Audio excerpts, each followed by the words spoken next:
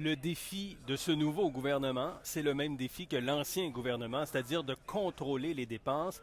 L'objectif du nouveau gouvernement Couillard et de son ministre des Finances, Carlos Letao, c'est de faire croître les dépenses de seulement 1,9 en 2014-2015. Donc, croissance consolidée de seulement 1,9 Ce ne sera pas facile à atteindre. Pour y arriver, on demande des mesures d'économie dans le secteur de la santé et on demande aux médecins d'étaler également sur plusieurs années. Il n'y a pas d'entente encore, mais d'étaler sur plusieurs années la hausse de rémunération qui est prévue. Donc, on budgète cette année 285 millions au lieu de 540 millions d'augmentation pour les médecins.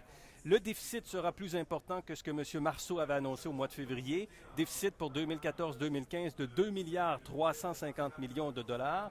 Il y a beaucoup de mesures d'austérité jusqu'à un certain point, puisque 13 ministères sur 22 devront procéder à des compressions budgétaires. L'environnement seulement baisse des budgets prévus de 19 ce qui est quand même considérable. Le gouvernement, en fait, le Parti libéral avait annoncé en campagne électorale qu'il voulait injecter 15 milliards de dollars de plus dans les infrastructures au cours des 10 prochaines années. Eh bien, ce 15 milliards est annulé. On n'ira pas de l'avant avec cette promesse. On augmente les taxes sur le vin, sur la bière et sur les spiritueux.